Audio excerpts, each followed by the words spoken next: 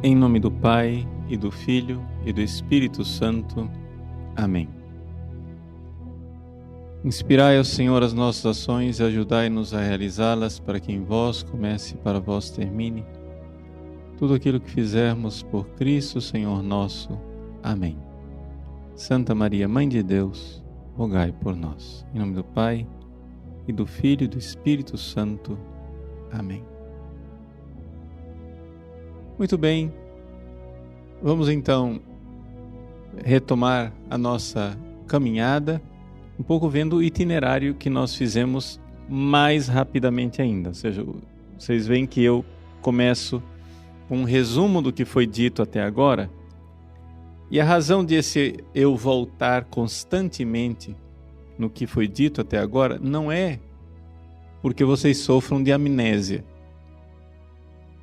mas é porque somente vendo o resumo é que vocês veem a arquitetura, veem a engenharia, veem a harmonia do que está sendo dito, a lógica, os princípios, como uma realidade encaixa na outra.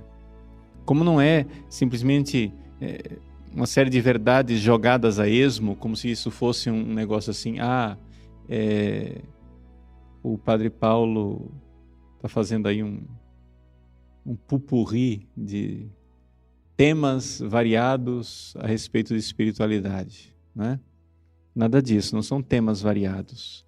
Eu estou realmente colocando os fundamentos de uma edificação. Então nós iniciamos com a primeira palestra naquilo que é o primeiro capítulo das primeiras moradas. Apresentei tudo de uma forma muito diferente da Santa Madre. Eu apresentei de forma filosófica, usando o texto de São Paulo aos Tessalonicenses, dizendo que nós temos corpo, alma e espírito. Ok? Corpo, alma e espírito, sabendo que nós, seres humanos, somos corpo e alma, mas na nossa alma existe um, aspas, lugar, não é? Onde a graça de Deus se encontra. Nos pagãos, essa graça está lá só de forma suficiente. Para os cristãos, ela cria realmente um organismo sobrenatural. Um organismo realmente diferente. E nós vimos que a alma em pecado mortal, segundo a conferência, ela tem esse organismo completamente prejudicado, uma forma assim tremenda, e que, portanto, nós precisamos nos esforçar, não somente para nós nos mantermos em estado de graça, né, mas também para que as pessoas compreendam como é importante estar em estado de graça, dentro daquilo que é o caminho que Deus nos revelou. Deus revelou que nós precisamos seguir os mandamentos. O jovem rico perguntou para Jesus: Senhor, o que devo fazer para entrar no reino dos céus? E ele então, Jesus respondeu, fazendo a lista dos mandamentos. Quando o jovem rico chegou e disse: opa, mas eu já faço isso desde pequeno. Jesus, segundo o Evangelho de Marcos, Jesus olhou para ele e o amou. Ora, quer dizer que, de fato, aquela vida é agradável a Deus. Jesus olhou para ele e viu que uma vida que segue os mandamentos é agradável a Deus. Aquele jovem já estava, aspas, salvo. Mas ele ainda não era santo. Jesus, então, vendo que ele era uma alma agradável a Deus, portanto ele estava em estado de amizade com Deus, ele tinha, infelizmente, desordens interiores que precisavam ser purificadas para que ele fosse realmente santo. Então te falta uma coisa para ser perfeito. E Jesus vai lá e coloca o dedo na chaga. Cada um tem uma chaga. Do jovem rico foi o apego às riquezas. A sua chaga vai ser outra. Cada um com seu cada qual. Cada um com a sua desordem. Mas Jesus quer que nós sejamos, aspas, perfeitos. Quando a Santa Madre usa a palavra caminho de perfeição, ela está sendo plenamente evangélica. Ela está sendo plenamente em sintonia com o Evangelho. Esse ser perfeito a gente chama de santidade. Caminho de perfeição quer dizer caminho de santidade.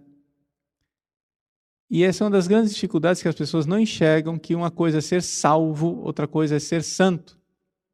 Aí quando a gente começa a colocar as exigências da santidade, a pessoa diz, não, mas esse padre é muito exigente, imagina se todo mundo vai seguir isso que ele está falando para ser salvo, para entrar no céu. Mas não estou falando de entrar no céu, estou falando de ser santo. E nós vimos então, não é, como esta santidade, ela significa uma transformação. Foi a terceira palestra. Uma Páscoa. Uma transformação, uma morte e ressurreição. O homem velho, a mulher velha precisa morrer para que nós entremos pela porta estreita. Jesus diz ao jovem rico, não é? Que é mais fácil um camelo passar pelo buraco da agulha do que uma pessoa, não é, tão cheia de desordens como ele, entrar no reino dos céus, no reinado de Deus plenamente. Então, se você não diminui de tamanho aqui nessa vida, embora você viva os mandamentos, você vai ter que diminuir de tamanho no purgatório. Entendeu? Vai fazer o quê? Não passou no primeiro exame, vai ter que agora ficar de segunda chamada, né? Que é o purgatório. E então nós vimos, na quarta palestra, que para nós então progredirmos, entrarmos nessa Páscoa, né? Nesse caminho de perfeição, nessa passagem, nós precisamos de uma porta, e a porta, diz a nossa Santa Madre, é a oração. Mas como ela não é teóloga, ela então, achando que é a oração, se a gente for olhar assim, de forma mais profunda, é sim a oração, ela tem razão, mas numa realidade que nós, teólogos, chamamos de ato de fé. Então é interessante como o São João da Cruz, por exemplo, fala o tempo todo de fé, né? A obscuridade da fé, a virtude da fé, e a Santa Madre fala o tempo todo de oração. E parece que os dois habitam em planetas diferentes, mas acontece que a Santa Madre, a Santa Teresa, nos fala das coisas na sua vivência de monja, e São João da Cruz fala como teólogo. Então ele fala mais de fé, ela fala mais de oração, mas é a mesma coisa. Por quê? Porque a fé atuada, a fé exercida, ela é a oração. Porque a oração, ela é uma vida de atos de fé, esperança e caridade. E a primeira coisa que a gente faz, quando vai construir um edifício de 3 andares, o primeiro andar é a fé, o segundo andar é a esperança, o terceiro andar é a caridade. Então começa a porta de entrada, o primeiro andar que tem que ser construído é a fé. Ou seja, no início da vida espiritual, nós começamos com a fé. E então, na quarta palestra, ao analisar o ato de fé, para entendermos o que a gente tem que fazer quando a gente rezar direitinho, nós então vimos que, para fazer um ato de fé, nós temos inicialmente um contato com a superfície prateada, que é o dogma, o catecismo.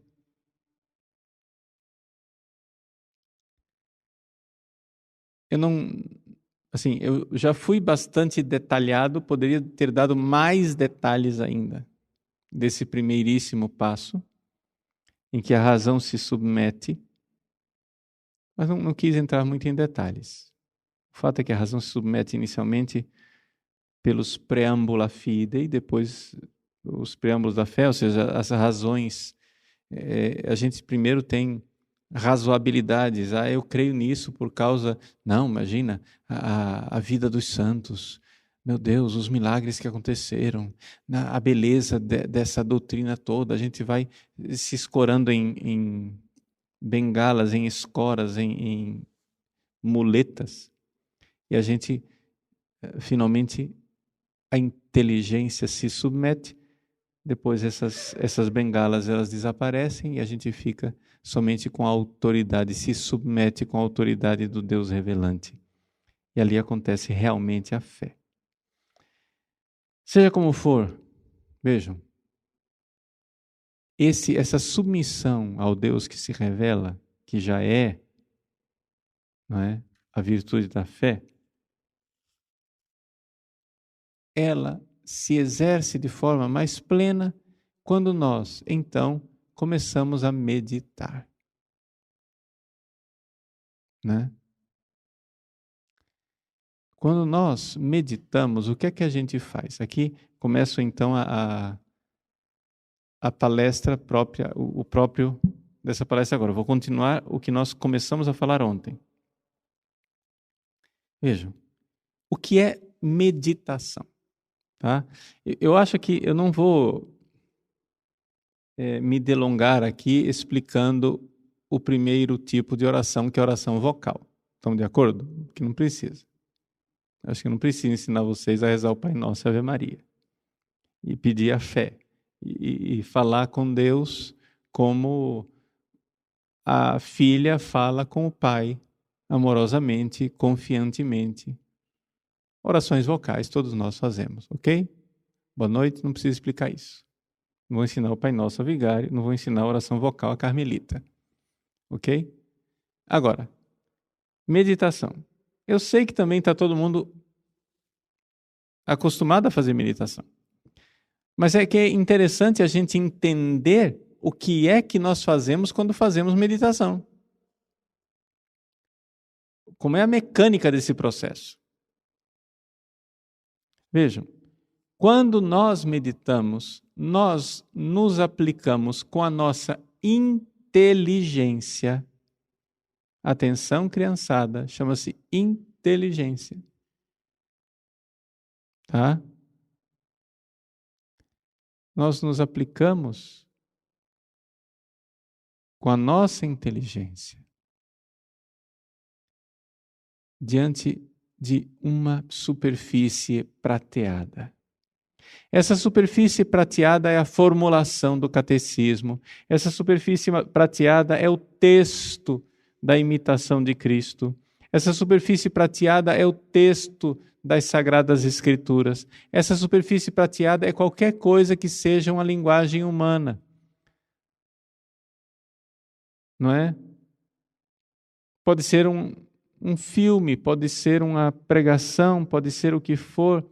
Nós, então, quando meditamos, a gente pega aquela palavra que chamou a atenção. Vamos supor, eu pego a Sagrada Escritura. Aí eu vou e pego um texto, sei lá, do jovem rico. Não vou aqui entrar nos detalhes preparatórios, tá? Vamos direto para a essência da meditação. Outro momento, se for necessário, a gente entra como que se prepara, como é que a gente faz para meditar. Mas vamos no núcleo, na essência da meditação. Vamos supor, eu no dia anterior, ou sei lá, uma semana antes, um mês antes, um ano antes, eu já tenho aquele texto na minha cabeça, aquilo já me mordeu. Eu fui lá e li aquele capítulo da imitação de Cristo, eu li aquele capítulo das Sagradas Escrituras, aquilo lá me falou, eu até sublinhei, eu até anotei, eu até transcrevi, coloquei num papelzinho e enfiei, né, nos 10 mil bolsos que eu tenho debaixo do escapulário, aqui, sei lá onde que vocês têm bolso aí. E está aqui comigo. Aquilo me chama, agora eu vou meditar. Ou seja, eu já preparei aquele ponto de meditação. Aquela é uma palavra que já me falou alguma coisa, me chamou a atenção. Eu estou dizendo isso que eu preparei, por quê? Porque muita gente se põe a meditar com um texto novo e esse negócio não dá certo. Por quê? Porque o que acontece é que você vai curiosar para saber o que é que o autor disse. Você quer ler até o fim do capítulo. Quanto mais conhecido for o texto, melhor. Se é um texto que você já leu e durante as suas leituras aquilo lá te mordeu e você sublinhou, nossa, isso aqui me falou, nossa, isso aqui eu quero, pronto, pega. Agora você vai pegar aquela superfície prateada daquele texto que te disse alguma coisa. Sei lá, Jesus olhou para ele e o amou. O jovem rico. O olhar de Jesus que amou o jovem rico. Você vai se aplicar, a sua inteligência vai se aplicar a esta superfície prateada. Você vai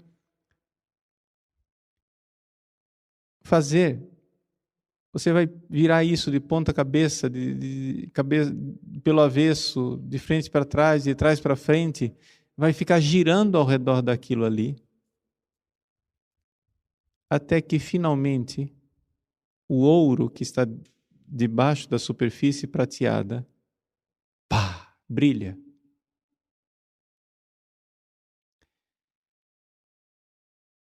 Estou descrevendo muito sumariamente aqui a coisa, mas o que acontece? Eu estou lá, diante de um texto. Jesus olhou para ele. E eu, enquanto vou trabalhando isso na minha inteligência e meditando, é evidente que eu não consigo colocar para fora para vocês. Nossa, como é que a gente medita, padre? Explica para nós. Bom, eu não consigo demonstrar exteriormente uma meditação. Eu consigo demonstrar exteriormente uma oração vocal meditativa, né? Então, assim, eu posso chegar e colocar: Jesus, vós olhastes para aquele jovem rico e o aprovastes e amastes porque ele seguiu os vossos mandamentos. No entanto, Senhor, eu vejo que vós olhais para a minha vida e eu não tenho certeza que vós podeis aprovar a minha vida.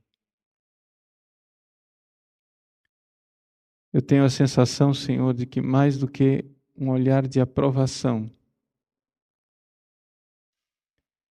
o vosso olhar de compaixão olha para mim como quem olha para um doente leproso. A minha vida não é aprovada por vós, Senhor. Porque eu olho para a minha vida miserável e vejo como ela foi distante daquele jovem rico que pôde dizer com sinceridade diante de vós: eu segui esses mandamentos desde pequenino. E eu não segui. Mas vós olhais mesmo assim para mim, Senhor. E vós me destes a misericórdia, como destes a Madalena. Vós me destes o perdão, como destes ao publicano.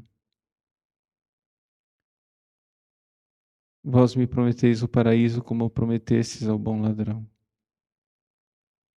Ó mistério imenso do Deus de amor que não sente repugnância diante de uma alma miserável, enlameada, indigna. O vosso olhar, Jesus. Vós olhais para mim e me aprovais, mas ao olhardes para mim, aprovais aquilo que vós mesmos semeastes em mim, a semente da graça de vossa santidade. Então vejam, o que é que eu estou fazendo quando eu faço isso? Não é? Eu estou aqui colocando em palavras para vocês ouvirem, porque não dá para vocês lerem pensamento, né? Por enquanto vocês ainda não estão fazendo telepatia. Então, já que não dá para eu virar minha alma pelo avesso e mostrar a meditação para vocês, eu estou aqui fazendo uma oração vocal meditativa. Vocês estão vendo que eu estou girando ao redor da ideia do olhar de Jesus. Deu para notar isso? Você vai girando ao redor daquela coisa. O que é que eu estou buscando? Atenção, aqui isso é importante. Vamos olhar metafisicamente o que é que eu estou fazendo. Eu estou aplicando a minha inteligência sobre uma verdade. Ou seja, quando eu vou meditar, eu preciso buscar uma verdade. O que é uma verdade? A verdade é aquilo que está debaixo das aparências.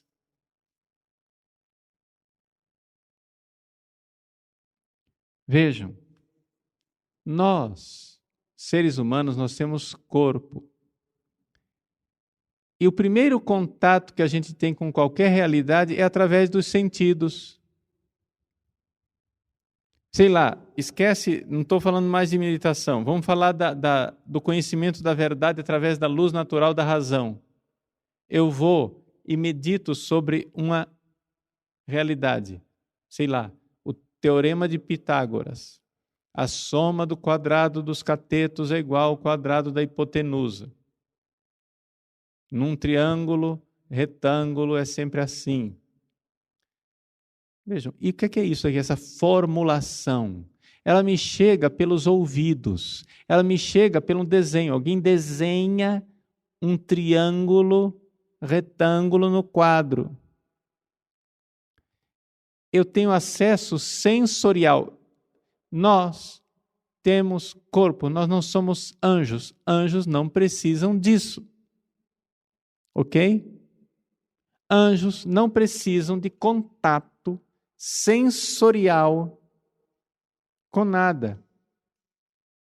Nós precisamos. Então eu vou, não estou falando de meditação não, agora estou falando, porque na meditação nós vamos procurar a luz sobrenatural da graça. Ok? Estou dando um exemplo para vocês verem que isso está muito na estrutura humana. Um ser humano não chega a nenhuma verdade se essa verdade antes não passou pelos sentidos. Tanto faz se essa verdade é natural ou se essa verdade é sobrenatural. Estou dando exemplo de uma verdade natural. Se a professora não desenha no quadro um triângulo retângulo, se você não faz ideia do que seja um triângulo retângulo, se você não viu pintado no quadro, se você não ouviu a fala da professora, passou pelos sentidos, ouvido, visão. Se ela recortar um triângulo retângulo de cartolina, você pode pegar naquilo. Se ela fizer uma maquetezinha de quadradinhos assim, fizer o triângulo retângulo, você pode fazer experiência de laboratório com o triângulo retângulo. Então isso passa pelos sentidos. Mas acontece o seguinte, você ainda não viu a verdade. Por quê? Porque o cérebro, o somático, não conhece verdades. Quem conhece a verdade é a alma, mesmo que seja com a luz natural da razão. Então a minha alma inteligente, lá na faculdade, eu me debruço sobre aquele triângulo retângulo e fico fazendo cálculos, não sei o que, etc e tal, até que finalmente, gente, é assim.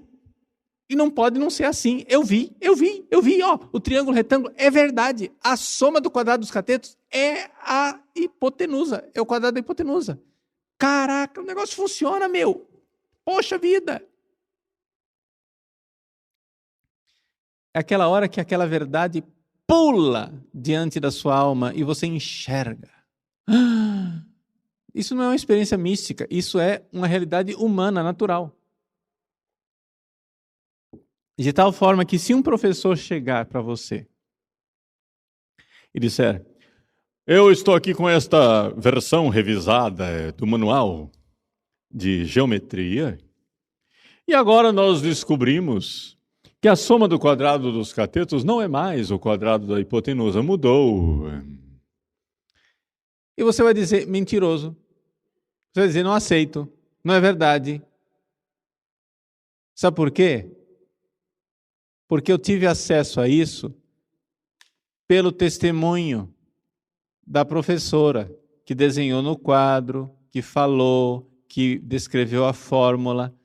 Esse é o acesso inicial, é o acesso sensorial. Mas um belo dia, pela minha meditação humana, natural, da inteligência, da luz natural da razão,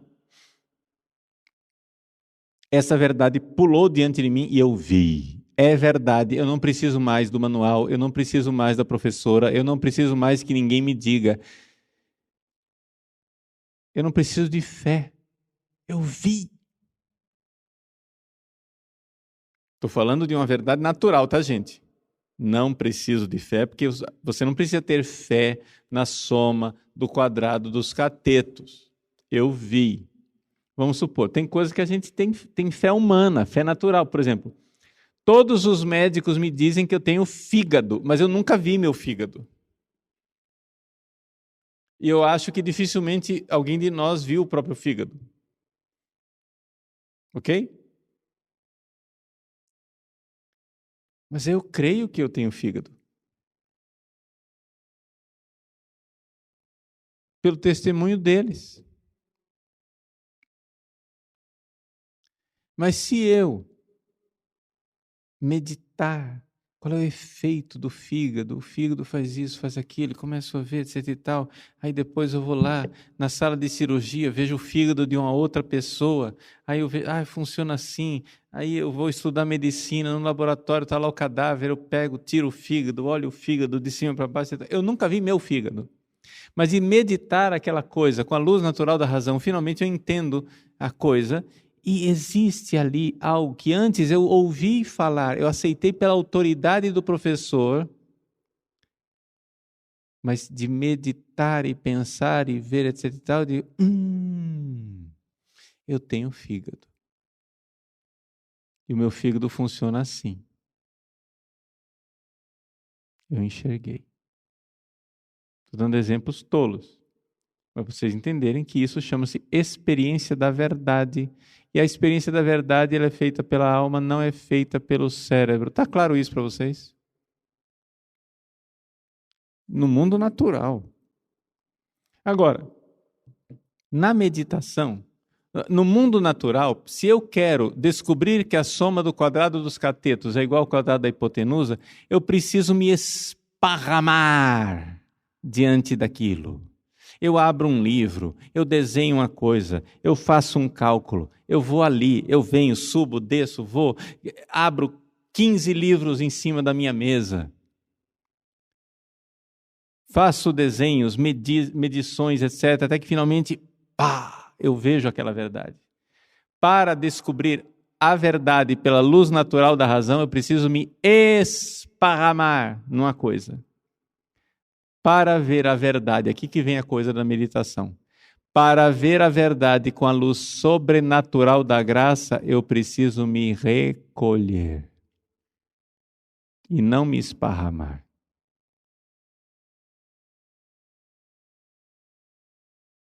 Aqui é que está o problema. O tal do recolhimento.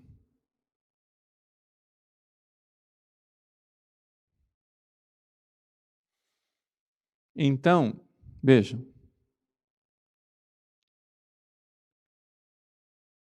Nós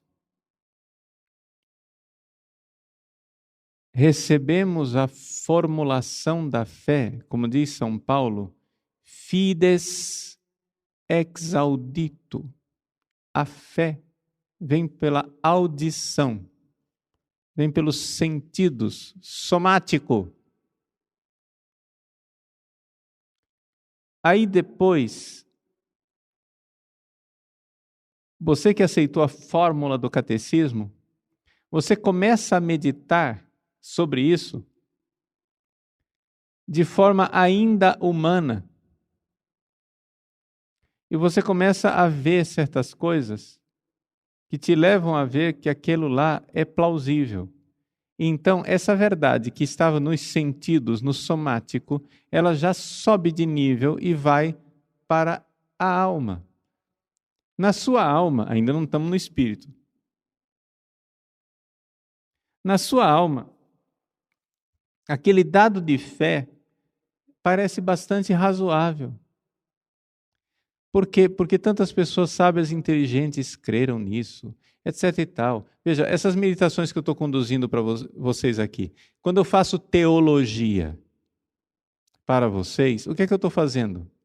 Eu estou pegando a fórmula do catecismo e estou usando a racionalidade para desdobrar aquela coisa, mostrar de vários jeitos diferentes, plá, plá, plá, plá, plá, plá, plá, plá, plá, plá, de tal forma que você enxerga a coisa com a sua inteligência, num ato sublime da inteligência, chamado ciência da teologia, de tal forma que você vê que aquilo lá é de uma razoabilidade maravilhosa. Como a fé é bela racionalmente, como ela é coerente, como tem nexo com os outros mistérios, como o negócio funciona. Se você faz uma boa teologia, nossa, que negócio fantástico. Então, nós já estamos num nível superior a simplesmente aceitar a fórmula do catecismo e decorar. Eu já estou num nível superior da alma, mas isso ainda não é o espírito, isso ainda não é o ato de fé propriamente exercido. Porque o ato de fé exercido é quando você, então, pela primeira vez na vida, atenção, lá atrás, sei lá quando foi, se foi num grupo de oração carismático, ou se foi na Legião de Maria, ou se foi assistindo o filme do Padre Pio, ou se foi, sei lá como, que você exerceu a fé pela primeira vez. Quando você creu pela primeira vez ativamente, veja só, você foi batizada, eu fui batizado, eu nasci em novembro, em fevereiro eu fui batizado. 3 meses. Com 3 meses de idade, compreendem que eu não exercia a fé, estamos de acordo? Mas eu, no batismo, recebi a fé infusa. E o negócio foi colocado na minha alma. Mas foi somente mais tarde, sei lá que idade eu tinha, talvez 10 para 11 anos, porque o meu ato de fé foi bem tardio, não é? Eu recebi primeira comunhão e não tinha fé exercida, né? Quando eu recebi a primeira comunhão, eu não fazia ideia do que estava recebendo e não tinha atitude de fé, não tinha colocado a fé em ato. Mas uma vez que você, uma vez, aquela primeira vez lá, quando foi que você resolveu dizer, creio, ali a coisa passou para o Espírito. Vejam, é um ato muito simples. Esse ato de fé exercido a primeira vez, ele geralmente não deixa traços de sensações psicológicas, a pessoa nem percebe. Pode acontecer que deixe traços psicológicos, porque foi durante uma oração carismática e no meio da imposição de mãos e etc e tal, e oração em línguas e isso e aquilo, etc, de repente choro, eu creio no amor de Deus, pronto, etc e tal, e aquilo foi bem sensacional, no sentido assim de sensação, né? Foi uma experiência sensorial, sensacional. Pode acontecer. Mas pode acontecer que tenha sido uma coisa mais simples. Não teve nada disso. Foi simplesmente quando você disse, eu creio. E você notou que creu. Mas não notou nenhuma sensação psicológica, emocional. Mas alguma coisa mudou ali dentro. Deu um clique. Pac, cri. E ali houve o ato de fé exercida. Dali para frente, o hábito da fé está instalado permanentemente. A não ser que você cometa um pecado contra a fé para perdê-la, você já crê.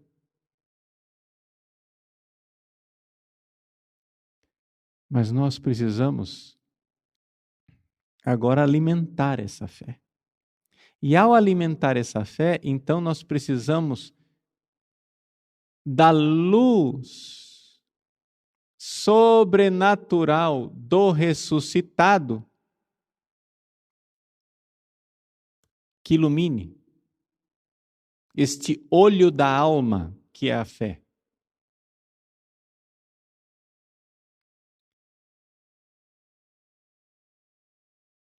Eu já tenho o olho, mas se a luz não brilhar, eu nada enxergo. Estamos de acordo?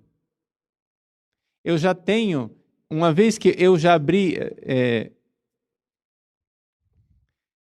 é como gato, acho que é gato. Não sei se tem outros animais também, não sei. Não tem animais que nascem com o olho fechado. Nasce com o olho fechado? Muito bem. Então, quando a gente é batizado, a gente já tem o olho. Nós já temos lá o olho. Imagina que a criança foi batizada, ela já tinha o olho, que é a fé, foi infusa. Só acontece que ela não atuou isso nunca. Aí, um belo dia, lá pelas tantas, como eu, que tinha lá pelos 10, 11 anos de idade, de repente abri o olho. E eu, pela primeira vez, exerci a fé. E disse, creio. Acontece que esse olho, embora ele esteja aberto, e eu já tenho habitualmente a capacidade de ver a luz sobrenatural, não estou vendo essa luz sobrenatural o tempo todo. Aí vem a meditação. A meditação é para quê? Você vai lá, pega a formulação, aquela superfície prateada, que está lá na imitação de Cristo, que está lá no Evangelho do jovem rico, que está lá, sei lá o texto que você vai pegar. Você não precisa nem de texto, você só precisa ter uma formulação de uma verdade, uma coisa na sua cabeça. E você vai meditar. Levar aquilo, se recolhe e vai girando ao redor daquela verdade, de tal forma que você está dando ao ressuscitado a ocasião de ele acender a luz. Seu olho está aberto, mas você nada está vendo. Você vai girando ao redor da coisa. Um belo dia, por pura bondade dele, ele acende a luz e você vê aquela verdade. Vum! Nossa! Você estava buscando a verdade. No fundo, o que você estava buscando era que a luz acendesse. Não sei se dá para entender a coisa. Você está meditando. Vamos supor que... Desculpa, eu faço comparações assim meio ridículas. Faz de conta que a verdade que você está meditando é esse copo aqui. Só que você está no breu, você está no escuro. E você vai olhando na direção do copo e vira o copo de um lado e vira o copo do outro e faz e vai, mas você está no escuro ainda. Um belo dia, um flash de luz. E você, eu vi o copo. Ah, eu vi o copo. Entendeu? Mas se você não estivesse lá meditando e girando a coisa, você não dava a ocasião do ressuscitado de acender a luz. Você estava buscando o copo? Sim.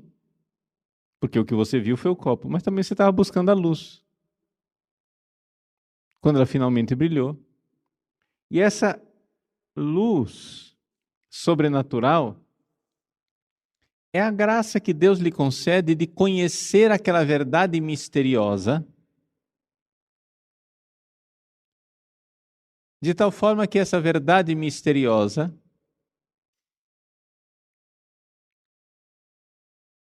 seja para você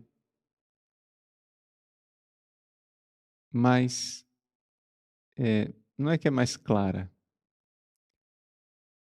seja algo mais experimental. De tal forma que, se alguém vier dizer para você, Jesus não está presente na Eucaristia, você vai chegar e dizer, imagina, Jesus não está presente na Eucaristia. Eu vi. Como assim você viu? Não, eu vi. Você tem uma visão de Jesus na Eucaristia? Não. Eu estava meditando sobre o mistério da Eucaristia, aquele que eu aprendi no catecismo. E, de repente, ao meditar sobre o mistério da Eucaristia, isto é meu corpo. Ele está aqui no sacrário, se doando, dizendo: isto é meu corpo dado. Deus é doação. E ao meditar sobre a doação de Deus no sacrário, o coração de Jesus que quer se doar, ele está lá se entregando, se doando. Eu giro de um lado, giro do outro, de repente, pá! Eu vi. Ele está na Eucaristia. Não adianta você vir com essa conversinha de que ele não está lá. Eu vi. Vi o quê? Teve visão? Jesus apareceu com o coração dele sangrando e mostrou uma hóstia para você. Nada disso. Não teve imagem nenhuma. Você viu uma verdade. Verdades não têm imagem. Compreendam que, se você está imaginando a coisa, aquilo não é a verdade. Você voltou para o prateado. Então vejam, como é que a Santa Madre medita? Quantas e quantas vezes ela vai e usa a imaginação? Pega um livro, pega aquelas formulações. O que é a formulação do livro? Uma superfície prateada. Durante 14 anos, diz ela, eu não conseguia, eu tinha pavor se alguém me dissesse para rezar sem um livro. Eu tinha um troço se alguém me dissesse que eu ia rezar sem livro. Reza, mas cadê o livro? Não tem. Até que a Inquisição mandou queimar tudo quanto é livro. E Jesus disse, eu serei teu livro.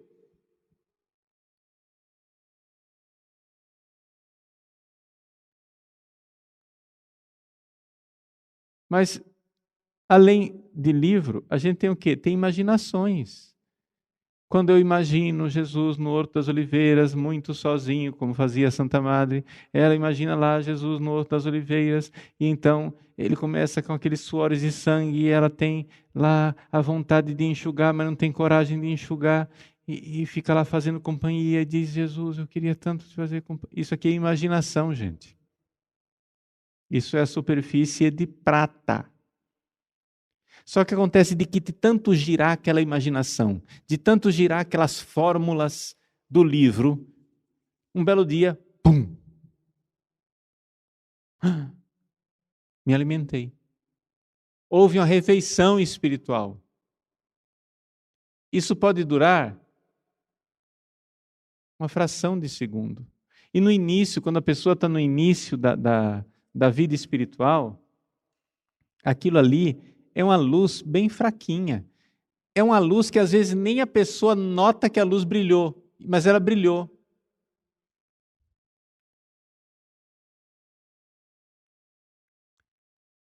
Mas como que eu vou saber se está acontecendo ou não está acontecendo, padre? Fácil. Que a oração seja verdadeira, a gente nota, não na oração, a gente nota na vida. Porque você vê que a vida da pessoa vai mudando. De repente, depois de um mês de rezar, você vê que você está tendo mais paciência. Você vê que você está mais desapegado. Você vê que as virtudes vão crescendo. Ora, isto é sinal de que a virtude da fé cresceu, porque Vejam, quando nós estamos rezando, fazendo a nossa meditação, o que é que nós queremos fazer? Nós queremos fazer um ato de fé exercida. E, portanto, quando você exercita a fé, você vai crescendo de fé em fé. Qual é o sinal de que a fé está crescendo? É que as outras virtudes crescem. Por quê? Porque as virtudes são como os dedos da mão. Se um cresce, os outros crescem também. Não tem como. Só cresceu o meu polegar, os outros ficaram pequenininhos. Não tem como. Isso é uma normalia, uma normalidade. Se você... O que é que a gente faz quando a gente reza? Nós realizamos atos de fé exercida, de tal forma que Deus puxa a fé e a fé cresce. E quando a fé cresce, cresce a esperança. Quando a fé cresce, cresce a caridade. Quando a fé cresce, cresce a paciência, cresce a castidade, cresce a honestidade, cresce a perseverança. Todas as virtudes crescem. Como que você sabe que a pessoa está rezando, dizendo que está tendo arroubos místicos? Eu vi o Espírito Santo dando cambalhota dentro da capela. Apareceram os anjinhos e os anjinhos me levaram, 4 anjos me pegaram e me levantaram a 1,5 metro do chão. Aí você olha para a vida da criatura, impaciente, irritada, apegada, hipersensível, ridícula. Aí você diz, de fato, os anjos estão mexendo com você, mas deve ser o capeta, né, que está disfarçado de anjo, porque não é possível.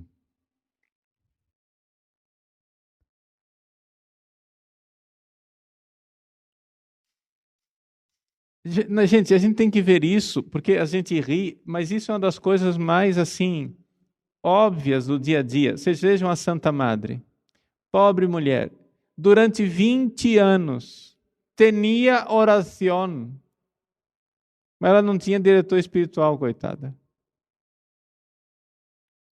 Dos 20 aos 39, esta bendita mulher tinha graças místicas. Mas ela era somente um iniciante. Por quê? Porque os benditos diretores espirituais viam ela, que ela tinha coisas assim, então deve ser evoluída. Não. Gente, não se mede a evolução de uma pessoa olhando para a oração dela. Se mede a evolução de uma pessoa olhando para a vida. Se a oração não está mudando a vida da bendita criatura, aquela oração não é ainda uma oração que... eu não estou dizendo que de repente, do dia para a noite, a gente fica sem defeito. Vocês estão entendendo, né? Eu só estou dizendo que se você tem um progresso na oração, você tem um progresso nas virtudes. E se não há progresso nas virtudes, é sinal de que aquela oração não progrediu coisa nenhuma, aquilo é coisa da sua cabeça.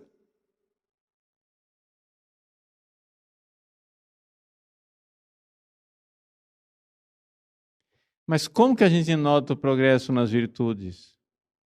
Não é do dia para a noite. Vamos fazer outra comparação. Vocês se alimentam. Quando é que eu vou notar o resultado do café da manhã que eu tomei esta manhã? Bom, se eu tomei café às 8, eu vou notar o resultado disso lá pelas 10. Quando eu vejo que eu tenho força para fazer as coisas. Porque se eu não tomo café às 8, lá pelas 10 dá uma fraqueza. Dá um desânimo. Uma vontade de que o mundo acabe em barranco para morrer escorado.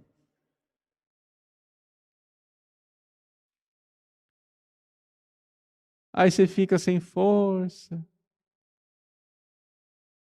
Por quê? Porque não houve alimentação. Você notou o resultado do alimento tomado às 8, às 10 horas.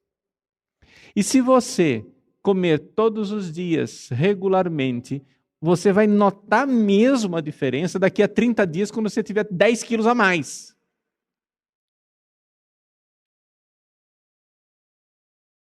Aí que você vai ver a diferença.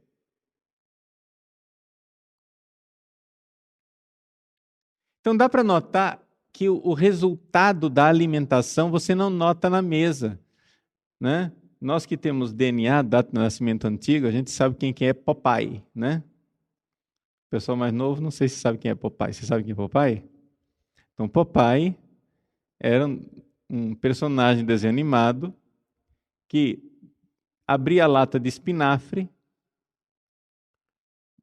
comia espinafre e imediatamente ficava forte. Ou seja, aquele negócio ia direto para o músculo.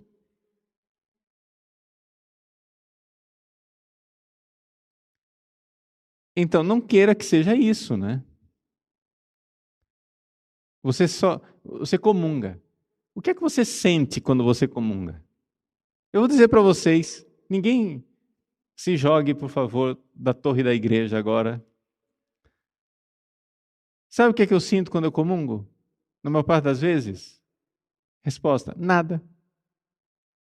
Pronto. Absolutamente nada. Porque não é questão de sentir. Mas se você comunga amorosamente, fazendo ato de fé, etc e tal, você vai ver a diferença daquela comunhão no dia a dia. E você vê que aquela comunhão te deu força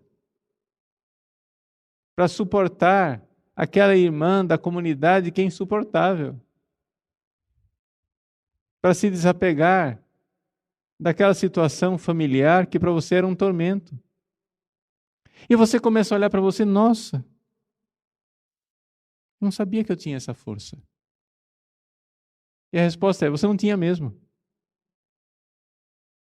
Ela veio daquela comunhão que você fez bem feita.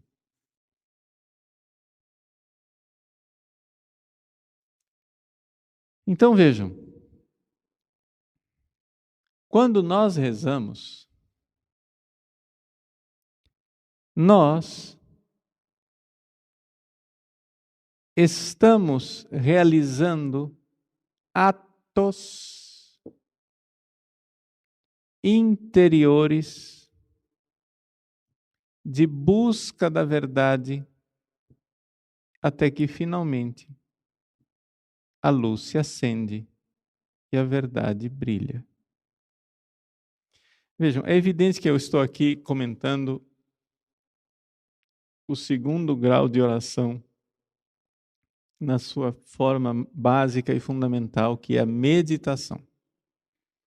Pelo amor de Deus, eu não estou ainda falando de oração afetiva, eu não estou falando de nada mais. Esquece os outros graus que vêm para frente. Eu estou, ainda não é não. Não é mais o beabá. É o CAK. Já passamos para outra sílaba, né? Tá? Então, o beabá já foi. Agora estamos no CAK. Meditação. Mas é necessário nós entendermos o que nós estamos buscando na oração de meditação. Você vai e reza. E você fica 1 hora rezando. Sabe o que é que muita gente faz durante 1 hora de meditação? Nada. Fica numa sonolência piedosa, mais sonolenta do que piedosa. Gente, isso não é yoga. Você não tem que ficar zen. Pera lá, deixa eu pensar em nada.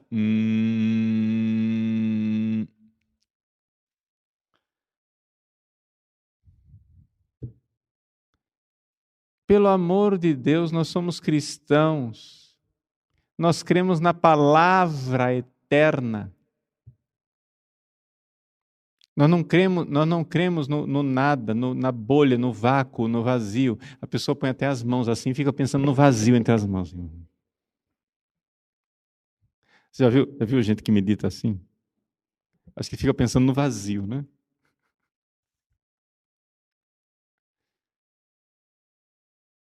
Não.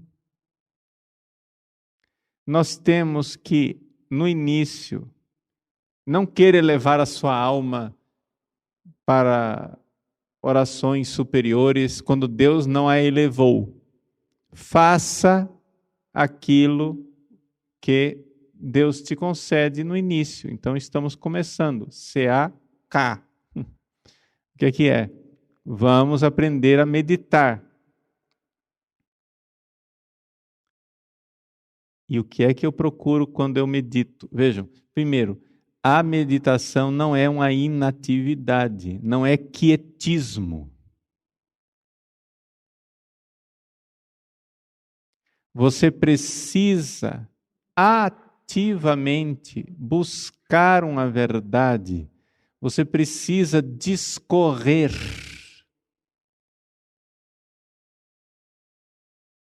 Recolhida, sim, mas você vai meditar sobre aquilo. Senhor, que eu veja, Senhor, que eu enxergue, Senhor, e então a luz se acende.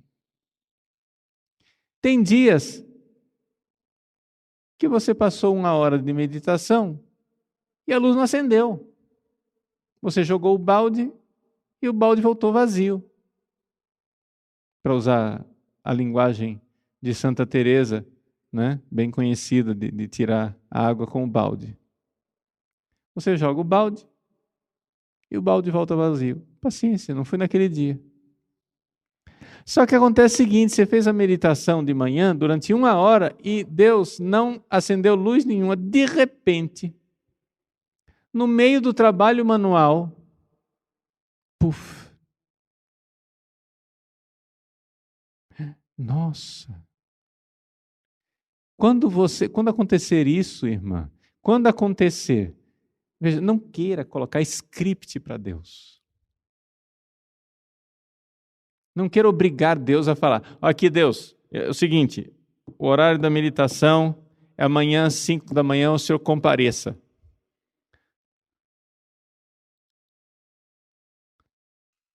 Horário encerrado, pronto.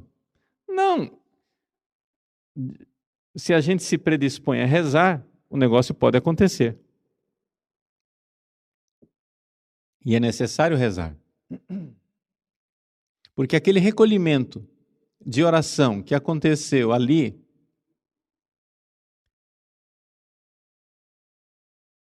ele te predispõe a, durante o dia, estar atento aos movimentos de ele acender a luz. É desconcertante, eu que vivo aqui fora na vida ativa, é desconcertante, você faz das tripas coração para ter um momento de meditação. Aí você vai, marca o horário, aí você vai e reza, né? No momento de oração. Você estava até tranquilo, não estava distraído, rezou, sei lá, mas não aconteceu, foi nada. De repente, no meio da manhã, você está no trânsito, dirigindo o carro e Deus te fala. Ai, padre, o senhor ouve vozes? Não. Você começa a perceber quando a luz acende. Ele te deu. Você está ali, no carro, rezando o terço. Ou então simplesmente pensando em Deus, ou fazendo alguma coisa, de repente, naquela meditação, no meio do trânsito, você sai mais alimentado do que durante aquela 1 hora de meditação que você fez de manhã. Eu não estou dizendo isso para desalentá-las e dizer não façam a 1 hora de meditação matinal, façam a oração mental, pelo amor de Deus. Eu só estou dizendo que também o esposo vem quando ele quer. Porque nós podemos garantir que nós iremos dar a ele uma ocasião de ele acender a luz com a meditação. Mas se ele não quiser acender, é com ele. Portanto, não existem fórmulas mágicas. Uma das coisas que eu tenho usado essa linguagem de engenharia da santidade para dizer que tem uma lógica, não sei o que, etc e tal, e é verdade, tem uma lógica, eu estou mostrando para vocês como funciona. Mas, além da engenharia, existe uma coisa chamada liberdade. A liberdade do esposo. E, portanto, ele não pode garantir. Tem gente que faz tudo certinho e fica 20 anos empacado na terceira morada. Eu tenho um dirigido espiritual que só vivia na arruaça. Ele estava nas drogas, na cachaçada, na mulherada, uma vida perdida. De repente, nem ele sabe explicar como aconteceu, ele se converteu. Aí começou a seguir o site. E começou a fazer tudo que eu estava explicando lá no Caminho de Perfeição. Aí depois ouviu aquele ensino-nos a orar. Aí começou, etc e tal. Gente, esse moleque está com um pé na quarta morada. De repente. Com pouquíssimo tempo de conversão.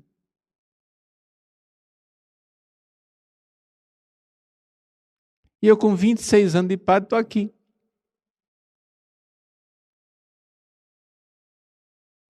Ele ainda não está na quarta morada, mas a qualidade da oração dele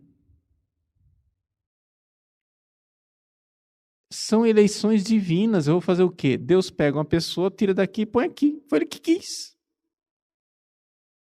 Tem gente que faz tudo certinho e fica entalado não sei quantos anos. A maior parte das pessoas leva bastante tempo para chegar lá. Mas tem gente que Deus escolhe. Não me escolheu, escolheu ele. Tem idade para ser meu filho. Nunca teve ninguém que ensinasse nada para ele, nunca viveu perto de nenhum Carmelo, nem de grandes monges, nem de grandes místicos. O sujeito simplesmente fez as coisinhas que eu ensinei no site e o efeito foi estrondoso.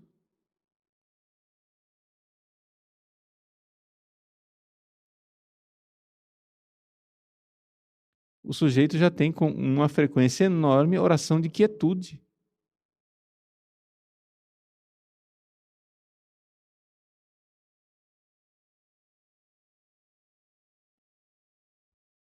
O que eu posso fazer? Ficar alegre por ele. E dizer, meu Deus, que bom que os meus filhos estão na minha frente.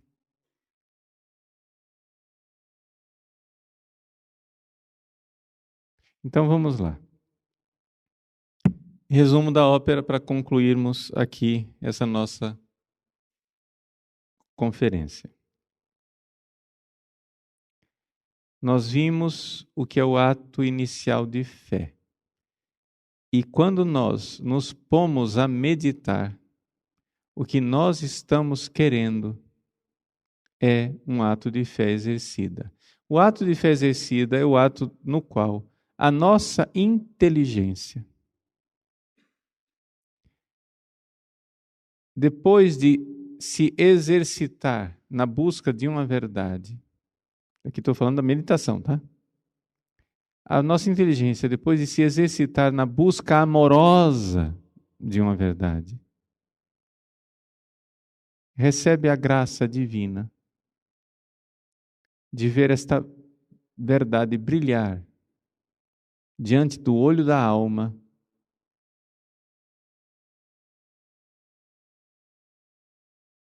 com uma clareza experimental. Você vê que aquilo é verdade. E aquilo só pode ter sido uma luz que veio do ressuscitado. E é isso que nós buscamos quando buscamos a meditação. Essa luz ela pode acender depois, durante o dia, do jeito que Deus quiser. Mas nós temos o dever de, na nossa meditação, realmente nos recolhermos e buscar essa verdade.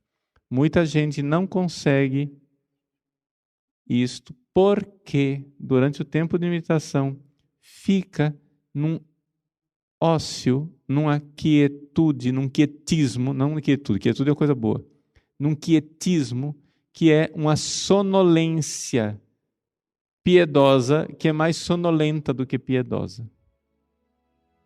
Nós temos que realmente buscar a verdade. Buscai e encontrareis. Batei e abri-se-vos-á. Buscar a verdade, porque ao buscar a verdade, nós damos a ele a ocasião de acender a luz e vermos a verdade. Isso é um alimento espiritual. Vamos continuar, então, compreendendo isso melhor nas outras conferências. Glória ao Pai, ao Filho e ao Espírito Santo, como era no princípio, agora e sempre. Amém.